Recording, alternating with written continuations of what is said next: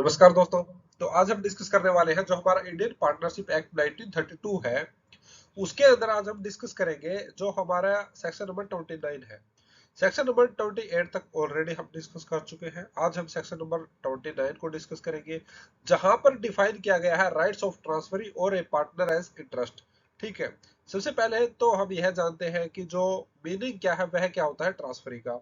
अभी तक हमने जितने भी सेक्शन स्टडी किए हैं या फिर हमने स्टार्टिंग में जो हमारा बेयर एक्ट है उसके अंदर स्टडी किया था, जहां पर सेक्शन नंबर 2 के अंदर डेफिनेशन डिफाइन की गई थी, वहां पर कहीं पर भी हमने अभी तक डिस्कस नहीं किया है ट्रांसफरी का मीनिंग। सबसे पहली बात, ठीक है। पार्टनर्स का मीनिंग हमने डिस्कस किया था कि पार्टनर्स कौन होते हैं, ठीक है, फर्म क्या होती है, ठीक है, ये सारी चीजें हम ऑलरेडी डिस्कस कर चुके हैं। पार्टनरशिप क्या होती है, लेकिन ट्रांसफरी का मीनिंग हमने अभी तक जो हमारा बेयर एक्ट है या फिर हम कहें कि पार्टनरशिप एक्ट के अंदर अभी तक हमने डिस्कस नहीं किया है। तो अब सेक्शन नंबर 29 के अंदर ट्रांसफरी आया है, तो अब हमें सबसे पहले तो इसका मीनिंग ही पता होना चाहिए।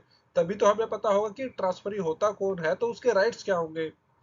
अब यहाँ पर ट्रांसफरी है, वह व्यक्ति होता है। अब सपोज कीजिए चार व्यक्ति है, चार व्यक्तियों ने मिलकर एक फर्म बनाई थी।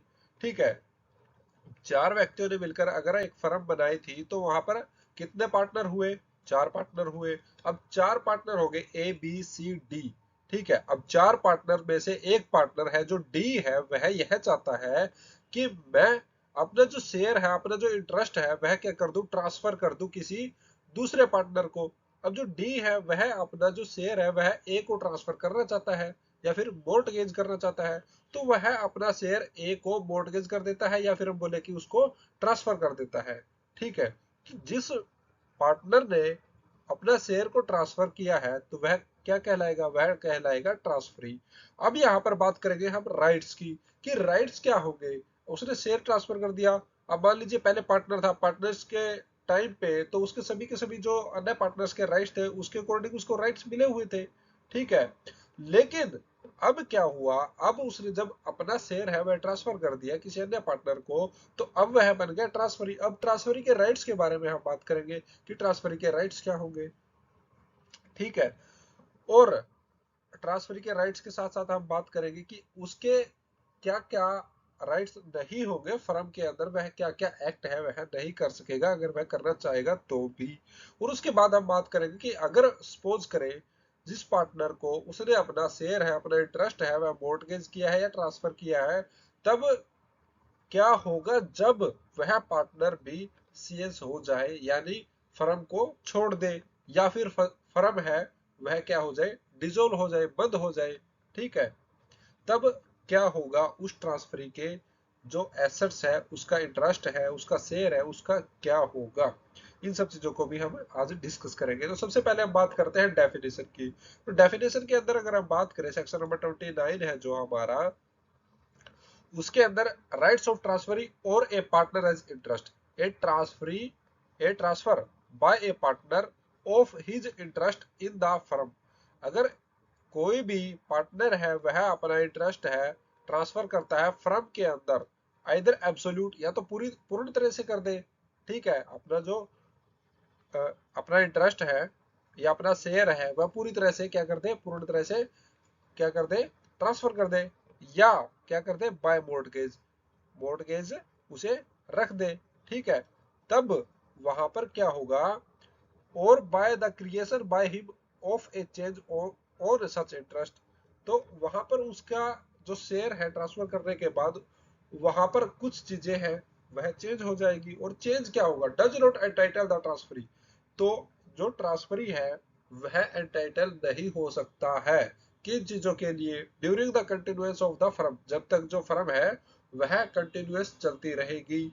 To interfere in the conduct of the business, यानी जो बिजनेस चल रहा है, फर्म का बिजनेस चल रहा है, फर्म चल रही है, उसके अंदर कोई भी इंटरफेयर नहीं कर सकता। मान लीजिए फर्म कोई प्रोडक्ट पे काम कर रही है, किसी प्रोजेक्ट पे काम कर रही है, तो वहां पर जो ट्रांसफर है जाके यह नहीं बोल सकता कि आपको ऐसा नहीं ऐसा करना चाहिए, क्योंकि उसका राइट ही नहीं है। सेक्शन नंबर 29 के अंदर फर्म ने उसको राइट ही नहीं दिया, कि ट्रांसफरी को राइट ही नहीं दिया कि आप ऐसा जाके बोलो। वहां पर उसको रेस्ट्रिक्ट कर दिया, उसको रोक दिया कि भैया आप यहीं पर रुक जाइए, आपको कोई राइट नहीं है, आप इंटरफेयर नहीं कर सकते हो हमारे बिजनेस के अंदर।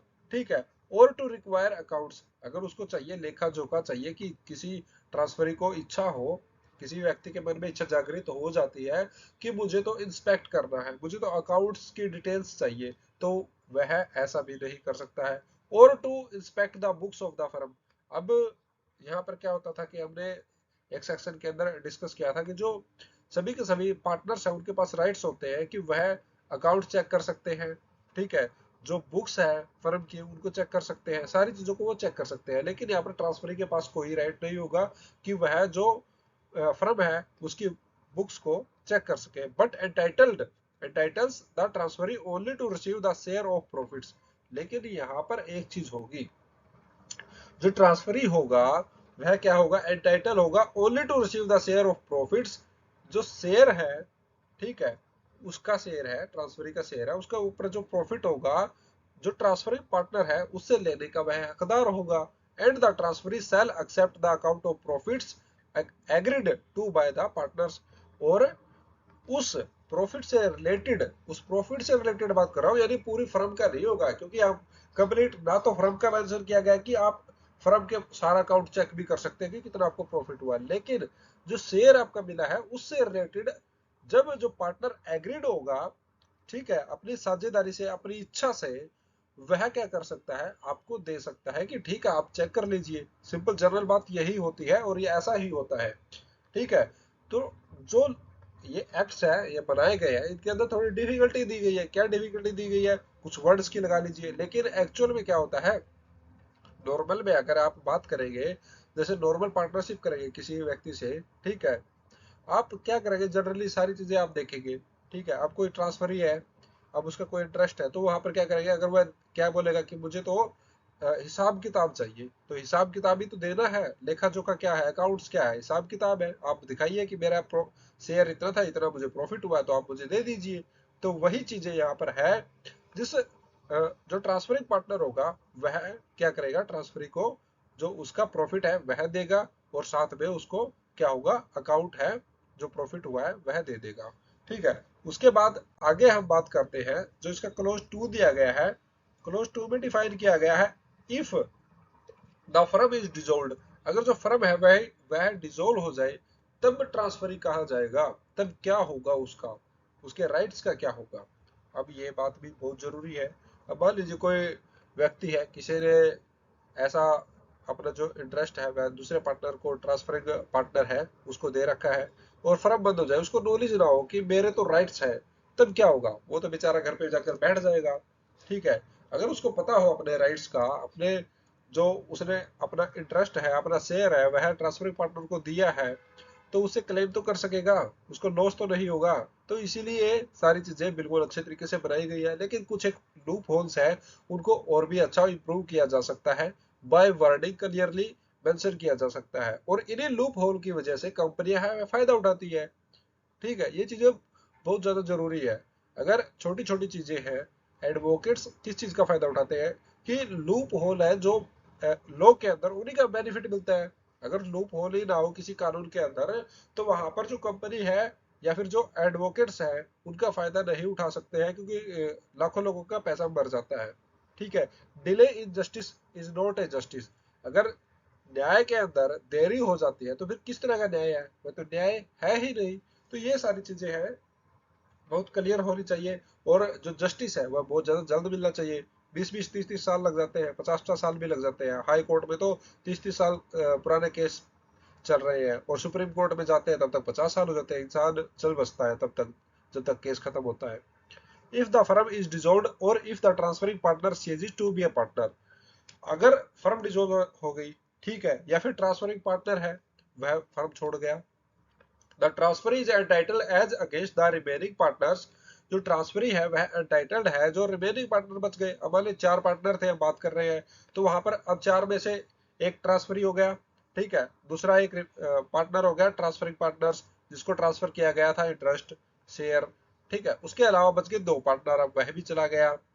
अब जो रिमेनिंग पार्टनर हो गए, 2 पार्टनर जो बच गए हैं, to receive the share of the assets of the firm to which the transferring partner is entitled. जो ट्रांसफरिंग पार्टनर के शेयर थे, जिसके लिए ट्रांसफरिंग पार्टनर एंटाइटल्ड था, वह फर्म के पास है। अब उस शेयर में से जो ट्रांसफरी होगा वह अपना जो प्रॉफिट है, अपना जो शेयर है, अपना जो इंटरेस्ट है, उसके लिए एंटाइटल होगा, और जो रिमेनिंग पार्टनर होंगे उनको उसका जो इंटरेस्ट है वह देना पड़ेगा। And for the purpose of ascertaining that share to account as from the date of the dissolution, या फिर जिस दिन से फर्म डिसोल्व हुई है, बंद हुई है, या फिर वाइंड अप हम बोल सकते हैं, वहां से सभी पार्टनर ने बोला कि कॉम्प्रोमाइज करके कि अब हम यहाँ पर अलग होना चाहिए या फिर इस फर्म को क्लोज करना चाहिए, तो वहां पर जो उस टाइम से to an account from the date of the dissolution, उस डिसोल्यूशन के बाद से जो ट्रांसफरी होगा वह अपने शेयर के लिए एंटाइटल होगा। दो केस है यहाँ पर, दो बातें आपको समझनी है, ठीक है। सिचुएशन कोई भी हो सकती है, फर्म डिसॉल्व होगी या फिर ट्रांसफरिंग पार्टनर है पार्टनरशिप छोड़ के निकल गया, तब वहां पर दोनों ही सिचुएशन में आप क्या करोगे, अपने राइट्स को क्लेम कर सकते हो, ठीक है। दोनों सिचुएशन में कैसे, एक सिचुएशन में ट्रांसफरिंग पार्टनर छोड़ के चला गया, तब वहां पर जो उसके एसेट्स, उसका शेयर, उसका इंटरेस्ट बचा हुआ है, उसमें से आप अपना प्रॉफिट्स और अपना शेयर है उसको, उसके लिए एंटाइटल्ड हो, ठीक है, उसको क्लेम करोगे, ठीक है। और जो रिमेनिंग पार्टनर हो गए वो लाइबल हो गए, आपको देंगे, वो आप क्लेम कर सकते हो। अदरवाइज अगर डिसॉल्व हो जाती है फर्म, तब भी आप क्या होगे, जो पार्टनर था या फिर फर्म है, उससे क्या करोगे, अपना जो शेयर है, इंटरेस्ट है, उसे क्लेम करोगे। क्लियर बात यही है, और ऐसा ही होना चाहिए। तो आई थिंक आज के लिए काफी है, आपको सारी चीजें समझ में आ गई होंगी। अगर फिर भी कोई बात आपको समझ में नहीं आती है, कोई चीज रह जाती है, ठीक है, तो आप वीडियो के कमेंट सेक्शन में कमेंट करके हमसे अपनी चीजें, अपनी बातें पूछ सकते हैं, हम आपका आंसर जरूर देंगे। और अगर आपको वीडियो अच्छी लगी है तो वीडियो को लाइक कर दीजिए, आपकी मर्जी है, हम तो कुछ बोल नहीं सकते। अब आपको समझ में आया तो वो आपको जैसा ठीक लगे आप कर सकते हैं। तो मिलते हैं नेक्स्ट वीडियो के साथ, तब तक के लिए अपना ख्याल रखें, स्वस्थ रहे, सुखद रहे, पढ़ाई का आनंद ले, स्ट्रेस ना ले और मौज करते रहे। धन्यवाद।